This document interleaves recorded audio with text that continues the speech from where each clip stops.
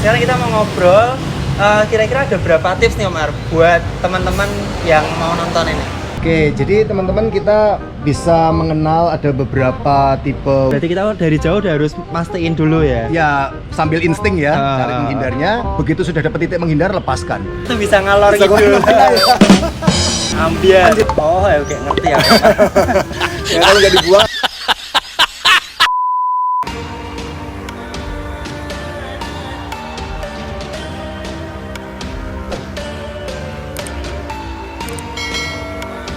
Halo pagi teman-teman semua, apa kabar? Semoga kalian semua diberi kesehatan. Nah teman-teman, di video kali ini aku mau sharing nih. Aku mau kasih tips turunan yang benar dan aman menggunakan road bike. Jadi kalau kamu jalan di jalan raya itu kan ada 3 ya, antara datar, tanjakan atau turunan. Nah kalau semisal kita naik tanjakan atau ketika kita nanjak, itu kalau kita nggak kuat kan tinggal gampang ya, tinggal melipir aja. Nah tapi kalau turunan tuh kan cukup krusial karena dibutuhkan teknik, jam terbang.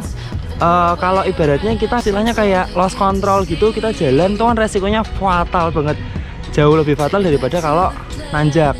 Nah maka dari itu aku mau kasih tips turunan yang benar menggunakan road bike. Nah tapi teman-teman, hari ini tuh aku nggak sendiri karena susah juga kan nunjukin turunan, tapi sendiri ngerekamnya susah lah. Terus selain itu aku tuh juga nyepeda juga baru 2 tahun 3 tahun, jadi ilmuku masih kurang, ilmu dan jam terbangku masih kurang. Maka dari itu aku ini mau ngajak salah satu senior goes di kota Semarang buat bantuin kasih tips ketika turunan. Oke, sekarang udah jam 6 dan ini akhirnya tamunya udah datang. Ini dia Om Arianto. Hai. Ini udah sempet ngasih tutorial apa ya waktu itu ya? Kita waktu itu soal ban ya, apa Ban. Ya, ban.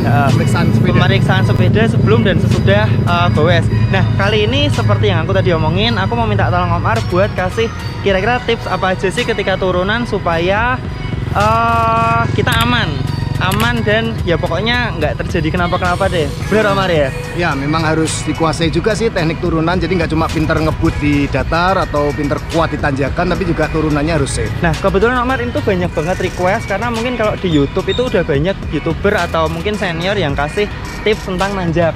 Tentang nanjak udah banyak, tips tentang sprint apalagi itu banyak banget. Nah cuman kayaknya jarang banget yang kasih tips turunan. Padahal itu salah satu hal fatal yang mungkin banyak kecelakaan di turunan. Benar ya, skillnya memang harus dikuasai supaya ngeremnya nggak ngawur, supaya kita bisa ambil jalur turunan yang bagus.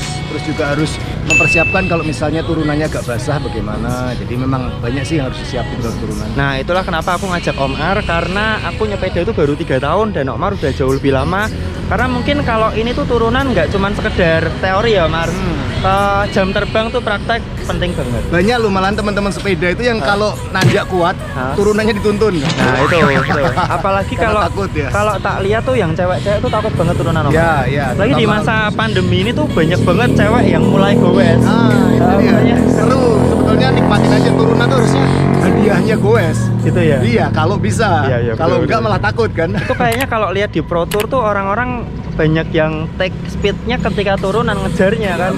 Kalau mereka skillnya memang dewa lah. Sampai kayak ngepot. Iya.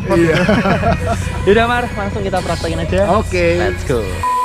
Nah teman-teman, ini sekarang kita ada di Serambi. Tadi setelah aku ajak Omar buat nunjukin turunan ketika ya di Semarang ini kan jalannya naik turun, jadi minta tolong Omar buat nunjukin. Nah sekarang kita mau ngobrol. Kira-kira ada berapa tips nih Omar buat teman-teman yang mau nonton ini? Ya, terima kasih Mas Dani, kita udah bisa collab bareng lagi nih ya. Jadi teman-teman, untuk turunan ini kita mau bagi jadi 6 bagian ya, 6 tips supaya lebih jelas untuk dilihatnya dan gampang untuk diikutinya. Oke. Jadi yang pertama, kenali tipe wheelset dan brake setmu. Ya, benar ya Omar? Oke, jadi teman-teman kita bisa mengenal ada beberapa tipe wheelset ya yang berkaitan dengan pengereman untuk turunan. Jadi pertama ada wheelset yang rim brake tapi alloy bahannya seperti ini. Nah, wheelset yang seperti ini untuk pengereman dia memiliki toleransi pengereman yang cukup cepat ya, dan bahkan di musim hujan pun cukup baik gitu ya. Yang kedua kita bisa lihat wheelset yang terbaru dengan tipe yang disc brake. Nah, ini memang punya keunggulan paling baik dalam pengereman, sehingga dia punya tingkat toleransi pengereman yang lebih cepat. Cuma harus hati-hati handlingnya karena dia barangkali kadang-kadang terlalu cepat untuk beberapa orang.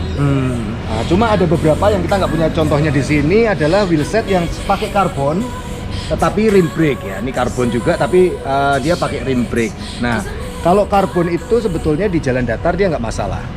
Tapi ketika dia turunan apalagi basah, nah itu dia tingkat pengeremannya menjadi sangat lambat. Jadi tidak segera berhenti. Itu yang harus kita waspadai soal tipe wheelset. Jadi yang pertama kita harus lihat dulu penanganannya tuh beda-beda antara wheelset Ya. yang rim sama yang disc. Nanti yang rim sendiri Rim ada ada dua yang jenis, alloy dan karbon. Ya. Sebenarnya yang disc tuh juga ada yang alloy ya, Mar? Ada. Karbon, kalau yang disc tuh juga ada yang alloy. Tapi kalau yang disc tuh dia nggak ngefek ya, Mar? Ya, karena Efek dia kan yang pengereman. dipakai untuk memberhentikan kan cakramnya, Piringannya. ya piringannya. Sedangkan kalau yang rim brake dia berarti memberhentikan lewat brake line-nya yang ada di rim. Jadi kalau kita pakai disc brake itu salah satu keunggulannya kita bisa pakai wheelset karbon tanpa takut pecah ketika turunan ya, Mar? Tanpa takut tidak bisa mengerem, Oh iya. terutama kalau basah. Hmm, Ya, jadi kalau basah itu kita harus tahu bahwa air itu cukup menghambat pengereman. Jadi kalaupun kita pakai teknik apapun sebaiknya memang agak dipompa dulu supaya airnya kebuang dulu. Oh, oke. Ya ini jelas banget. Oke, terus yang kedua apa nih, Omar? Yang kedua kita mau bicara soal posisi tangan, ya, posisi badan, kemudian cara kita memandang. Karena ternyata kalau turunan itu kan yang paling menentukan arah kita itu bukan setir kita ya, tapi pandangan mata kita karena badan kita ngikut pandangan mata kita. Oh, terus langsung praktek aja, Omar. Oke. Mungkin sepedanya diajak sini aja. Ya, jadi kalau kita bicara soal pegangan tangan itu kan secara umum ada hood dan drop. Turunan itu sebetulnya dua-duanya bisa dipakai ya, karena dua-duanya bisa menjangkau tuas rem ya. Ya. Cuma kalau kita di drop itu dia akan lebih dekat dengan titik gravitasi sehingga membuat lebih stabil. Sebetulnya seperti itu. Tapi kalau di hood lebih rileks. Nah, kapan kita pakai hood, kapan kita pakai dropper, Oke. Mas?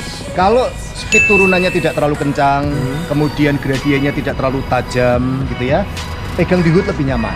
Oh. Ya, jadi sebetulnya intinya waktu turun itu badan atas jangan sampai tegang ya. Jangan sampai kita tangannya wah kaku gitu ya. Ini malah handlingnya nggak bagus. Jadi kita harus pegang hood pun ya tangan tetap rileks. Ya, tangan tetap rileks sehingga kita bisa menjangkau rem kapanpun yang kita mau. Ya, kita bisa ambil 2 jari atau 3 jari, oke. Sedangkan kalau turunannya mulai kencang dan tajam, ya memang lebih aman pegang di drop. Karena drop itu semakin rendah kita dengan semakin dekat kita dengan bumi kan gravitasinya lebih mudah mengendalikan. Ya, jadi ini juga tangan 2 bisa ambil atau 3. Tapi kalau aku ngerasain, Omar, itu kalau kita di dropper itu kayak lebih meluncur gitu, bener nggak sih? Karena kita mengurangi gesekan angin kalau itu. Karena Ya. mungkin lebih nunduk Lebih aero, badannya, ya. kayak lebih aero, kayak makin kenceng gitu kalau nggak direm, Tapi handlingnya lebih bagus sebetulnya. Oh, iya, Karena iya. badannya kan ngikutin sepedanya ya. Nah, Jadi terus kita kalau melawan. aku pengalaman kalau kita ngeremnya di dropper itu nggak terlalu pegel jarinya. Apalagi ya. kalau yang panjang banget kayak kopeng gitu tuh kadang kalau di atas terus sininya, Mar. Nah, ininya nih loh. Ini pegel banget sama sini nih. Oh iya, Dia kan sampai sini nih. karena dia ngambil ini kan jadi tenaga dia kan sebetulnya ini yang paling pegel karena dia nahan kan. Kalau di sini kan dia sepenuhnya genggam.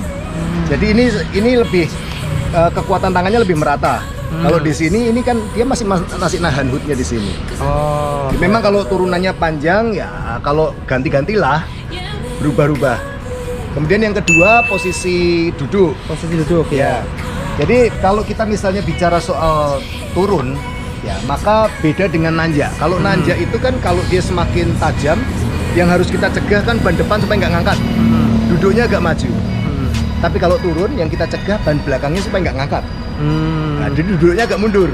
Bahkan kalau turunnya tajam sekali, kadang-kadang kita harus mundur di belakang saddle. Kayak yang tadi kita praktekin di Siranda tuh, sempat ketika mau lampu merah tuh ketika mau belok ya, Mau Omar, ya? belok Nah, gitu itu kan ya, kayak- dan belok dan harus hard braking itu supaya imbang duduknya agak mundur. Dan yang terakhir pandangan mata ya. Jadi Kalau kita turun, kita harus tahu kita bukan membelokkan ini. Oh. Jangan pernah turun dengan bermain membelokkan ini ya. Karena ini turun itu mengikuti, sepedanya aja yang diikuti. Jadi arah itu ngikutin goyangan badan, ya, goyangan badannya. Nah, maka pandangan matanya itu mengaruhi. Jangan sampai kita lihat bawah terus gini ya. Atau kita cuma lihat lurus. Kalau memang kita mau belok ke kanan ya lihat ke kanan agak jauh. Kalau kita mau belok ke kiri ya lihat ke kiri agak jauh. Soal pandangan. Itu yang nomor 2 ya. Oke, itu tadi udah 2. Yang ketiga apa nih Omar? Yang ketiga, ngeremnya jangan ditekan terlalu kencang. Jadi pengereman itu yang pertama usahakan langsung kiri kanan. Jadi ban depan, ban belakang juga direm bersama. Itu akan lebih aman daripada hanya salah satu. Kalau hanya jadi kita ambil bersama dengan lembut ya, dengan lembut kecuali ada hambatan yang memaksa harus ya. Tapi kalau bisa dengan lembut. Kalau hanya ban belakang itu kemungkinannya sepeda akan kalau istilahnya ngepot ya. Sepeda akan kehilangan keseimbangan di belakang. Kalau depan saja ini lebih bahaya. Itu kita bisa terpelanting. Jungkel istilahnya. Jadi kalau bisa pengereman itu bersama depan belakang dan kalau ada tikungan lakukan pengereman sebelum masuk tikungan. Jangan waktu tikungan. Takutnya kalau waktu tikungan justru bannya ngunci. Itu kira-kira berapa meter tuh Omar? Feeling ya, tapi kalau misalnya ada apex gitu, ada tikungan begitu, nah kita sebelum masuk kita harus sudah pengereman. Berarti bukan waktu nikungnya. Bukan. Nah, karena itu... waktu nikung bahaya sekali. Dia kan kalau ngunci kan dia malah lurus. Iya. Jadi sebelum tikungan sudah harus dikurangi speednya. Oke. Terus cara tekniknya nih Omar, teknik istilahnya tuas remnya gimana Omar? Kalau kita ngambil tuas rem itu jangan seketika dipuk gitu ya, jangan seketika dihentak ya. Tapi kita ambilnya kalau misalnya panjang sekali kita bisa gantian kiri kanan. Oh itu kalau Ya, panjang, turunannya panjang banget. Ya. Nah. Tapi kalau memang dia butuh cepat ya bersama. Tapi tetap kalau bisa dientul. Dientul begini. Ini Kenapa harus dientul Omar? Karena kita mengurangi cepatnya pelan-pelan. Oh, gitu. Gradual. Kita nggak pingin kecepatan itu seketika drop. Itu bisa membuat kita terpelanting atau membuat sepeda kita ngepot tadi. Mungkin selain itu kalau buat yang wheelsetnya rim brake tapi karbon itu juga lebih aman ya Omar? Dari jauh. Itu semakin jadi peringkatnya adalah kalau rim brake karbon ngambilnya harus makin jauh remnya. Oh iya. Kalau alloy rim brake masih boleh agak dekat. Disc boleh dekat. Oh. Jadi memang tingkat pengambilannya beda. Ternyata ada apa ya level-levelnya. Ya. Kalau basah terutama. Nah terus Omar, kalau semisal kita dari jauh nih, tiba-tiba ada orang nyebrang, strateginya gimana Omar? Ya kalau memang harus hard braking, saya harapkan memang bareng ya, kiri kanan bareng. Jadi jangan salah satu aja. Bareng, kemudian cari titik exitnya. Jadi, mau menghindar ke kiri atau mau menghindar ke kanan. Berarti kita dari jauh udah harus mastiin dulu ya? Ya sambil insting ya, cari menghindarnya. Begitu sudah dapat titik menghindar, lepaskan. Jadi remnya jangan ditahan terus sampai speednya dipaksa turun 0. Karena kalau terlalu cepat turunnya itu yang bahaya. Oke. Lanjut. Tadi 1, 2, 3. Yang keempat apa nih Omar? Lajur pengambilan ketika turunan ya. Loh, lajur. Berarti maksudnya jalannya gitu? Jadi kan turunan tidak selalu lurus. Ya, turunan kan ada tikungannya. Nah, titik utama tikungan itu misalnya helmku ini tikungan ya. Ya. Titik utama tikungan itu namanya apex. Titik utamanya, Ya. sudut nikungnya Sudut berarti tikungnya. ya? Sebetulnya semua teknik tikungan sama, mau turun mau lurus waktu balapan juga sama. Apex ini harus didekati ketika nikung. Jadi dari luar ambil mendekati apex, bukanya keluar lagi. Oh iya. Kalau apexnya di sana, misalnya kita dari sini berarti juga dari luar mendekati tikungan, kemudian kita keluarnya menjauh lagi. Berarti itu nanti ketika praktek kita makin cepat atau makin tinggi speednya, otomatis badannya makin nikung ya Mas? Takutnya itu gini, kalau misalnya teknik nikungnya salah, misalnya ini apexnya ya, dia ngambilnya terlalu dekat gini, dia melebarnya terlalu lebar sana, malah disambar dari depan kan? Offside. Iya. Iya. Tapi kalau dia ambilnya dari luar jauh gini, dia kan masuknya nggak Halus. begitu jauh. Nah, jadi itu satu tentang ketika di tikungan, jadi ambillah lajur yang mendekati ke apexnya. Oke. Buat prakteknya teman-teman harus hati-hati, terutama lihat Ya. kanan. Kalau nggak bisa mentok sampai di apex ya mendekati apex. Mendekati, oke. Tapi konsekuensinya kompensasinya speednya diturunkan. Kalau jalannya bebas sama sekali, polke di apex, speednya bisa tetap Dan tanpa jangan lupa diturunkan. diremnya dari jauh-jauh, Dari jangan jauh-jauh, jangan pas waktu tikungan tikungan, direm. jangan di apex di rem. Ambiar. Menjelang masuk dan sesudah di apex itu sudah malah nggak direm. Oh, ya, siap. Oke, itu yang keempat. Yang kelima apa nih, Omar? Oke, yang kelima kita bicara soal Posisi kaki. ya. Jadi kaki itu penyeimbangnya. Kalau kita mendekat ke apex tadi, yang di dekat apex itu kakinya diangkat. Contohnya kiri. Jadi kita nikung ke kiri nih. berarti kiri yang diangkat. Oh. Kanan akan jadi penyeimbangnya. Ya, Karena ya, badan ya. kita kan condong ke kiri. Ya, Ya, jadi sebetulnya supaya kita nggak terlalu jatuh ke kiri, maka kanan ini agak ditekan. Dia jadi kayak semacam bandulnya. Ya. Kayak di MotoGP itu ya, Mas. Ya. Prinsipnya sama kayak motor Sama, berarti. badan rileks ke kiri juga. Kepala mata lihat jauh ke kiri jauh. Kalau ke kanan sebaliknya, kanan yang diangkat, kemudian kirinya buat bandulnya. Jadi kalau misalnya kerasa waktu nikung, misalnya tikungannya tajam gitu ya, kerasa waktu nikung, kok terlalu goyang ke apex, bandulnya ditekan. Oh, Titik kayak jauhnya kayak ditekan. semacam didorong gitu Ya, didorong. Tapi kayaknya tuh istilahnya apa, gandeng geret atau apa ya, berkesinambungan antara kaki sama badan ya, Omar? Ya, makanya tadi harus rileks tadi. Kalau nggak rileks kan kakinya kaku juga nggak bisa ya. Oh, iya. Jadi kita ngukur-ngukur sendirilah seberapa kita bandul di sisi luarnya supaya kita nggak jatuh ke sisi apex. Sekaligus juga supaya kita bisa tetap mengambil jalur apexnya dengan mulus. Nah, mungkin ini masih ada kaitannya sama posisi kaki. Ketika turunan tuh kapan kita kayuh, kapan kita free wheel, Omar? Oke. Ketika mau masuk apex itu kan sudah pengereman, otomatis free wheel. Begitu apex dilewati, mulai keluar, asal kita bisa hitung bahwa sudutnya tidak akan menghantam pedal kita, udah boleh kayu. Oh, tapi ada patokan kayak gradiennya gitu nggak, Mas? Misalnya kalau 5% tuh turunan cukup cukuran, Mas. Oke. Nggak harus harus di free wheel atau boleh di... Kalau itu masalah tingkat keahlian dan keberanian ya. Oh, iya. Kalau misalnya betul-betul ngejar speed, misalnya balapan begitu, ya mungkin dia akan hitung rasio cranknya dia. Kalau belum mencapai kecepatan yang dia inginkan, artinya masih bisa ditambah, ya dia pasti akan nambah ngayuh. Biasanya tuh sampai speed berapa, Mas? Waduh, nggak bisa diomong ya. Kalau ngomong pro itu Tour de France sampai 100 km per jam. 70 tetap digenjot. 70 pasti digenjot karena dia pakai cranknya 54, 55 mungkin kan. Iya. Kalau mungkin touring biasa ya saya rasa wajar kalau kita turunan panjang mencapai speed 70 ya. Tapi betul-betul sudah harus konsentrasi penuh ya. 70 itu sedikit saja kesalahan fatal. Tapi kalau turunan-turunan dalam kota mungkin kita 50 lah. 50, 55 Udah cukup kencang ya itu ya, udah Mas? kencang ya. Nah, Kemudian ini- juga kaki itu akan bisa jadi tumpuan kalau tadi yang saya bilang harus ada pengereman cepat. Nah, itu kaki kita betul-betul harus neken ke belakang. Oh, dorong kayak nendang Dorong, gitu ya. ya berarti ya. Jadi itu dia akan menyeimbangkan. Jadi kaki ini penting banget. Oke, paham banget. Oke, lanjut yang berikutnya, Mar. Terakhir soal turunan basah. Turunan basah mungkin ada beberapa tips yang saya mau bagikan. Yang pertama tekanan ban. Kalau memang basah banget gitu ya, tolong tekanan bannya dikurangin. Oh. Jadi kalau misalnya kering kita biasa pakai di 120 PSI gitu, kalau basah mungkin kita bisa turunin ke 90. Jadi makin dia PSI-nya kecil, makin tapaknya dia kan lebar. Jadi makin dia mencengkram. gigit. Kemudian yang kedua, kalau basah rem itu kan kena air. Ya. Dan air itu kita nggak tahu airnya kecampur minyak atau enggak, kecampur kotoran atau enggak. Lakukan dulu pengeringan. Oh. Jadi Dikocok dulu lah istilahnya supaya brake pad dengan brake lainnya itu mengering dulu. Sehingga waktu mau ada tikungan kita lebih aman. Ya. Di jauh-jauh sudah dikocok-kocok gitu supaya dia mengering sedikit. Kemudian yang berikutnya jelas turunan basah itu memungkinkan tergelincir.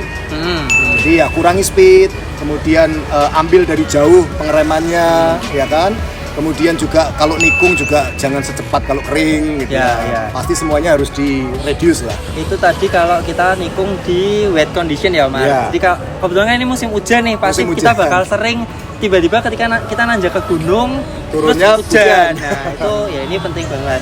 Terus aku tadi lupa nih, Omar, tanya satu yang belum dibahas dari 1 sampai 6 tuh adalah pemilihan ban. Oke. Ketika nikung ini kayaknya cukup krusial. Kira-kira ada beda nggak sih ban tebel sama ban tipis buat kenyamanan dan keamanan di tikungan? Jadi pertama lebar ban. Sekarang Ya. kan standar lebar udah mulai 25 ya. Ya. Kalau memang takut mendingan kalau musim hujan lari ke 28. Oh, Makin iya, lebar makin aman. Ya, Untuk ya, nikung, ya, ya. istilahnya gitu lebih stabil. Yang kedua soal tapak ban. Ada ban yang slick. Ya. Misalnya seperti sejumlah merek itu yang tanpa tapak sama sekali, tanpa Ya. alur. Dia memang enak kalau musim kering, kenceng kan, dia nggak ada resisten gitu kan. Tapi kalau musim hujan, pilihlah yang tapaknya jangan slick, yang dia punya alur buangan airnya. Ya. Seperti apapun dia pokoknya ada buang air, karena kalau air kena di ban tanpa dibuang dia kan tinggal di ban. Tapi kalau ada buangannya dia kan lari ke buangannya itu, kayak ke kanalnya itu. Oh, jadi yang fungsi alurnya itu buat buangan air. Buang air, iya. Oh, ya, oke, ngerti ya. Ya kalau nggak dibuang airnya kan dia nempel di Nah, ban. ini teman-teman kebetulan aku nih pakai ban yang slick. Oke. Ketika nanjak, ini nggak basah, Omar. Bukan basah ya, kayak lembab Sisa-sisa gitu loh. basah. Kayak lembab lumut di Darupono. Oh ya. Itu bisa jalan sendiri Slip muter. ya, slip. Itu fungsi alur tuh buat kayak gitu berarti, Omar. Alur seperti itu sama itu biasanya traksinya kurang, jadi kamu duduknya kurang belakang. Oh, iya. Traksi kalau itu, jadi dia nggak kebebanan. Jadi dia enteng. Berarti kalau posisi gitu tuh ban yang sudah ada alurnya pun atau istilahnya non slick juga bisa slip. ada kemungkinan slip Ya, kan, Omar? kalau gradiennya terlalu tinggi dalam kondisi yang basah ketika nanjak dan kemudian duduk kita mungkin karena takut depannya ngangkat kita terlalu depan. Nah, itu berarti serba salah toh, Omar? Iya, memang harus feeling sih.